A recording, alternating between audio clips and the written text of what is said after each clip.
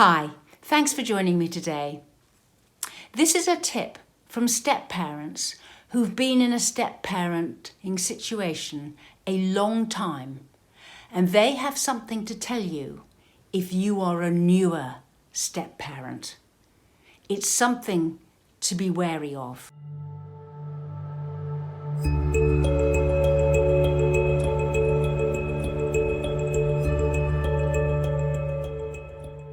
I post once a week, so subscribe to my channel and hit the notification bell and I'll let you know every time I post. You want your family to work and you therefore give everything you can to making it a success. Now the danger with this is that you almost do too much, so that the relationships aren't reciprocal in any way. The stepchildren don't need to do anything at all. They don't even need to be friendly with you. And yet they can almost begin to rely on you to be nice, go that extra mile, try and try again to make things work. And you just feel that the more you give, one day they will give back. You know, a bit like karma, eventually it will come right again. But actually, that isn't what happens. And not only that, there's something else too. That if the happiness of the family depend on the happiness of a stepchild, i.e. if the stepchild has decided they want to pull in the other direction, be not making the family work, then everyone sort of centres around this one child and tries to make things better for them and tries to pander to their needs and ask them what's the matter and then try and remedy that. And what can happen is that the child, almost through no fault of their own, becomes a sort of gravitational pull in the family. And the situation isn't sustainable. After a while, you can't carry on like this. So what does one do about this? Well, first of all, it's not right to give a child that kind of power inside the household so that they can in fact destroy the family. It's much better for you to pull back from that and get on with your life, make your life happy, build your relationship with your partner, and yes, you see to the child's needs, but you don't gravitate towards them. Provided you think you're being reasonable, then ultimately don't let them destroy your life, your relationship, and your family. First and foremost, always remember that in all of these things, you need to be feeling okay in yourself. Live the life that means that you can carry on doing this life happily enough, the way it is. And whatever that takes to do that, you need to look after yourself.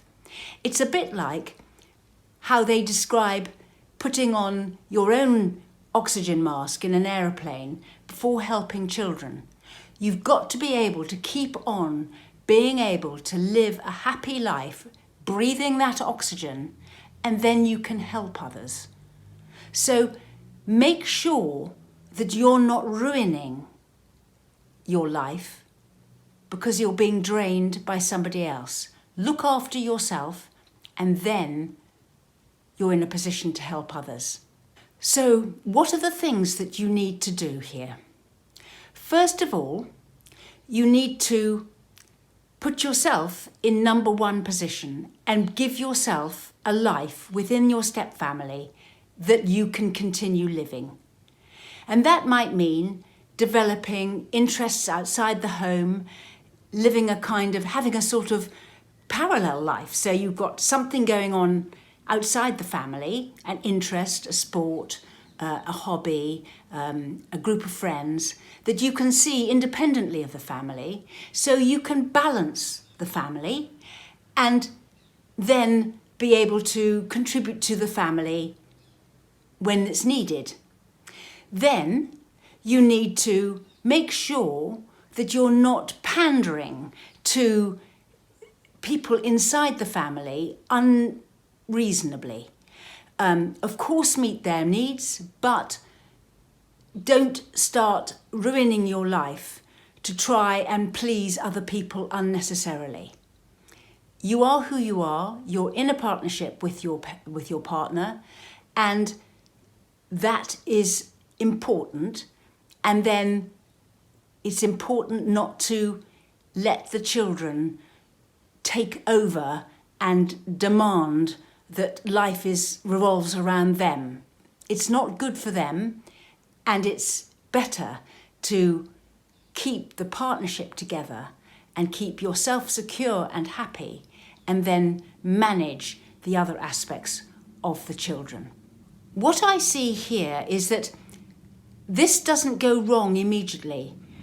And so what I'm talking about is, in a step family, when you're 10, 15 years in, you can find that you're completely destroyed by trying all these years to put this family right. And the effort and energy involved is huge. And you've given all you can. And now it hasn't worked. And it's still terrible. So make demands within your family. Decide what you are and aren't prepared to do. Decide what's reasonable. And don't get pulled too much away from looking after you and your partner's needs in the relationship. The reason why I wanted to share with you this is because it would be useful to know this earlier on in a relationship than when it's almost too late and you're on breaking point. Better to recognise that this is what's happening and take action sooner and keep yourself and your family intact, safer and happier earlier on than when it's almost destroyed and difficult to put right. We run workshops, sessions, an email response service, and we write booklets. You can find links to our social media and website in the description box below.